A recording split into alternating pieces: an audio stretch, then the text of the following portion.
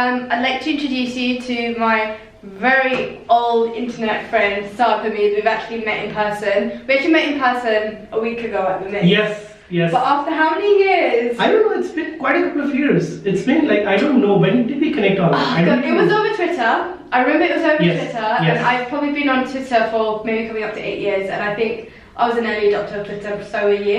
And I also think that, we connected somewhere around I'm not sure, but still it was probably 7 years back. Yeah, that's a long time. Again, I've been obviously following Saad's work, and actually, I'll be honest with you, I think it's because of you that I know a lot about the tech ecosystem in Pakistan. Amazing. Yeah, simply just because of following you and all the stuff that you do, and following that stuff, that's actually what triggered a lot of my interest. So thank you. Pleasure. Yeah, so that's obviously was why I always kind of had this gut feeling that there's something really cool bubbling in Pakistan, and I have to go see it. So when I got this opportunity, I just had to jump at the chance. No, I'm glad you're here, and I think you're here at the right time, because if you were here a little bit earlier, you wouldn't see a lot of places like the NICs and the Nest IOs, but now you have all of these amazing places, and probably when you visit again, you'll see more of this cool stuff happening. The other thing actually I discovered while exploring it is there's a massive lack of funding in Pakistan. True. Why do you think that is? Is it because of traditional mindsets?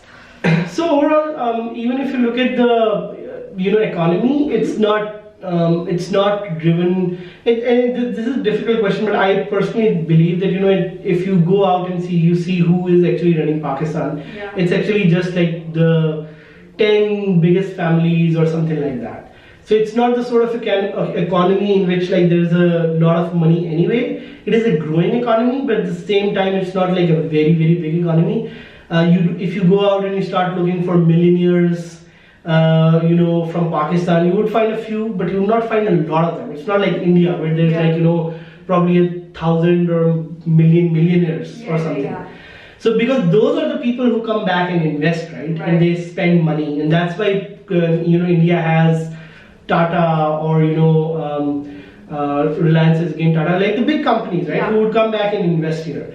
Even the big companies in Pakistan, they are actually they were set up by international investment funds. There are very few companies here who are set up by the people who are here.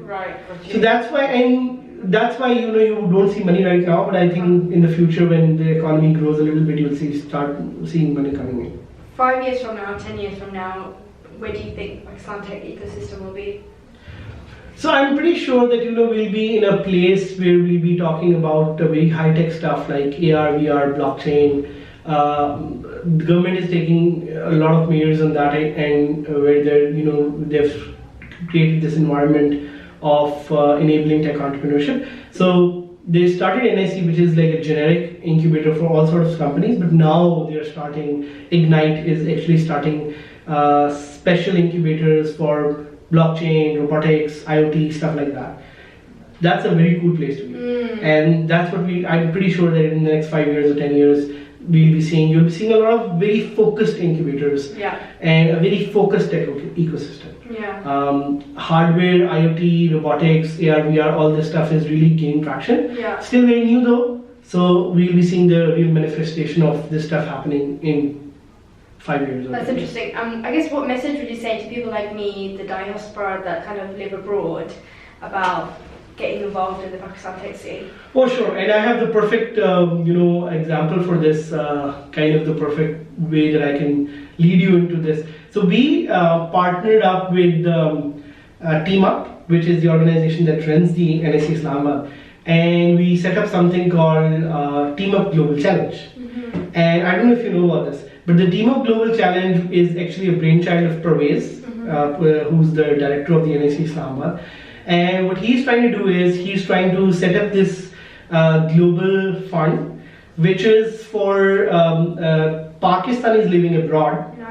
And they'll be given a fund and incubation space if they move back. Wow. And we're just in the planning phases, and we'll start this, I think, in early 2018. It's going to be like a global challenge. So we'll give you a few challenge statements, and you're going to pitch your startup. And then if you win, you will get not only like space to get incubated here, you will get your all accommodation, flight, everything covered. Other than that, you will get investment to come back and actually start something back home here in Pakistan. That's very interesting. And yes, and it would be an amazing opportunity for anyone who wants to do something for Pakistan.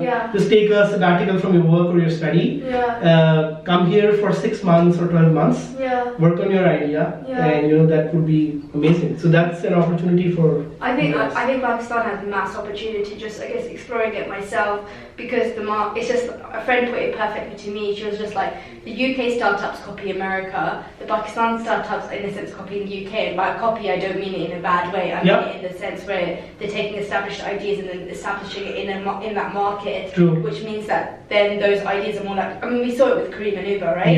Yes. Like, Uber had existed, but Careem came and penetrated the market, thought about the cultural context, and now it's obviously leading in the market here over Uber. Very true. So that I think is extremely fascinating, and I think for me, for all the people that like I know in the technology industry in London and the UK, I think like if you have an idea, it's worth thinking.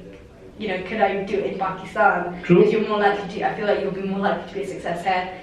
I'll tell you a very interesting example again. So there was this friend of mine who drives a taxi in the UK, and he's a Pakistani by descent, and he was visiting Pakistan, and then he's like, I would want to, this is a massive opportunity, I would want to start something like this in Pakistan, probably build an app around this or something. So I think it's amazing because the people, people of Pakistani origin who have lived abroad now have the exposure of the world.